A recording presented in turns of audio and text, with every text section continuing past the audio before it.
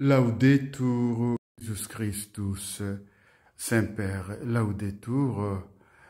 Frères et sœurs, continuons notre lecture du livre des vacances, le catéchisme de la vie spirituelle du cardinal Robert Sarah.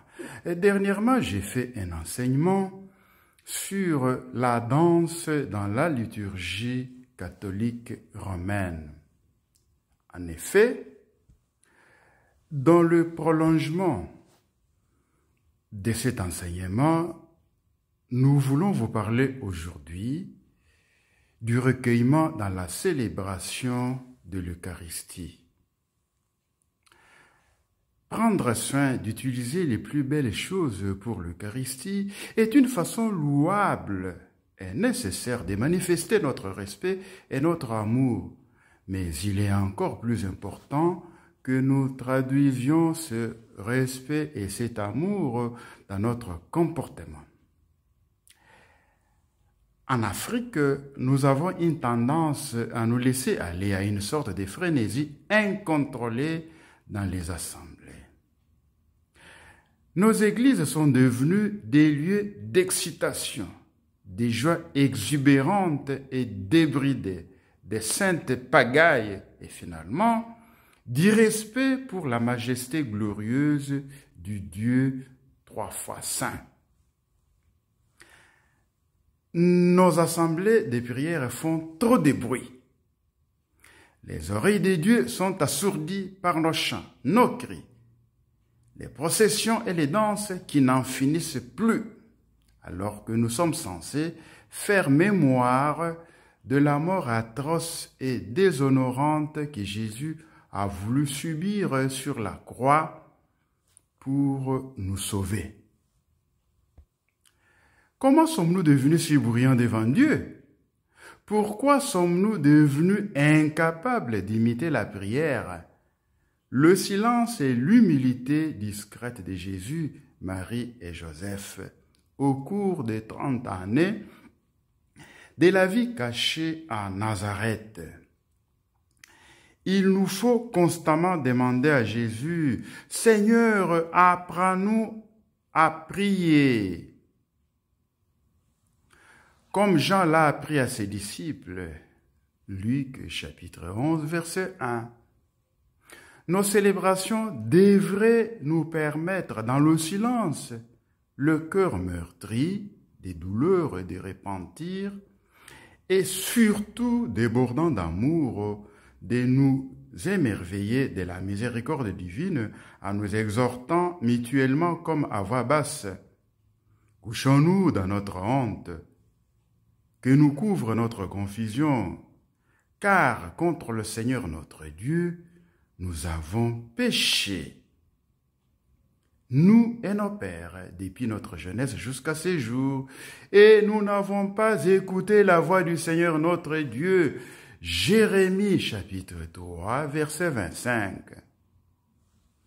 Cette dérive s'abrite encore parfois sous les prétextes d'une nécessaire inculturation de la liturgie. Mais, observons-le bien, les apôtres de l'Église primitive qui connaissaient les rites funéraires et la profonde réflexion religieuse sur la mort et l'au-delà des traditions du Moyen-Orient n'en ont pas fait usage pour évoquer le mystère pascal de Jésus. De même, devons-nous veiller à ne pas introduire, sans un discernement très prudent, des éléments non évangélisés de la culture païenne dans la liturgie de l'Église. Nous éviterons ainsi toute surcharge inutile et tout spectacle folklorique au cœur de la célébration des mystères chrétiens. La liturgie chrétienne n'est pas une exhibition de nos richesses culturelles ancestrales, ni une valorisation des conceptions et des manifestations religieuses très louables de nos ancêtres, mais la célébration de la passion, de la mort et de la résurrection de notre Seigneur Jésus-Christ. Nous devons donc nous ressaisir, redécouvrir le respect, la grandeur et la primauté que Saint Benoît donne à la liturgie en disant « Nibil operi Dei proponatur ». On ne doit rien préférer à l'œuvre de Dieu. Le fondement de la liturgie doit demeurer la recherche et la glorification de Dieu dans une forme digne de sa majesté. La liturgie commande notre rapport à Dieu. Si nous faisons de la liturgie une œuvre humaine, nous risquons de transformer Dieu en une idole humaine. Dans la liturgie, nous devons d'abord recevoir l'œuvre divine, rencontrer Dieu à l'œuvre. En ce sens, nulle autorité ne peut fabriquer une liturgie. Le pape lui-même n'est que l'humble serviteur de son développement homogène, de son intégrité et de la permanence de son identité. Si nous voulons prier en vérité et rencontrer Dieu qui habite le silence, nous devons nous revêtir d'humilité, de modestie et de silence. Bien souvent, nous oublions que pour rencontrer son Père dans la prière, Jésus s'est retiré souvent seul dans le silence et la solitude du désert, ou sur les hauteurs des montagnes pour prier. Ici, il y a plusieurs passages du Nouveau Testament que vous pouvez lire. Or, notre Maître, c'est lui. C'est sa manière de prier et de rencontrer Dieu son Père qui doit être notre guide et notre modèle. Un tel silence n'éliminera pas la joie de la présence de Dieu. Elles seront plus profondes et resteront à leur place. En effet, dans la tragédie de la passion, notre propre vie se consomme ainsi que l'histoire de l'humanité tout entière. La conscience de célébrer le drame épouvantable du Golgotha, drame provoqué par nos péchés, devrait nous aider à prier avec ferveur, modestie et une dignité respectueuse. La prière commence par l'adoration et le respect des dieux. Elle se développe dans la contemplation émerveilleuse des œuvres des dieux, source d'admiration recueillie. Le laisser-aller dans notre attitude de prière montre que nous oublions quelle est la grandeur de Dieu et l'attention respectueuse et aimante qui lui est due. L'élément essentiel du culte doit être l'intérieur, disait Pie XII dans son encyclique sur la liturgie Mediator Dei. Le Seigneur lui-même nous dit qu'il faut adorer en esprit et en vérité. Jean chapitre 4, verset 23. La vie chrétienne est communion des cœurs entre Dieu et l'homme. Il faut prier comme le Christ dans le secret. Matthieu 6, 6. Jésus priait volontiers dans la nuit, en silence et dans des endroits déserts. Et même lorsqu'il s'adresse publiquement à son Père, sa prière est toujours discrète et pleinement respectueuse du mystère sacré des dieux. Le philosophe Emmanuel Mounier a souligné la nécessité d'époser des actes authentiques, ces actes qui n'ont pas d'éclat immédiat, mais on sait bien qu'il est impossible qu'ils ne mûrissent pas. La prière appartient incontestablement à cette catégorie. S'épanouissant dans le silence intérieur de l'âme, elle demande autant que possible le silence extérieur. Or, nous étouffons l'Église de bruit, d'agitation et de médiocrité. Le père Régameille le dénonçait déjà. Il est insensé de prétendre mener une vie de prière et de n'avoir pas une discipline sévère en fait de radio, télévision, journaux, magazines, cinéma. Aujourd'hui, j'ajouterai smartphone, réseaux sociaux, YouTube, Netflix, etc.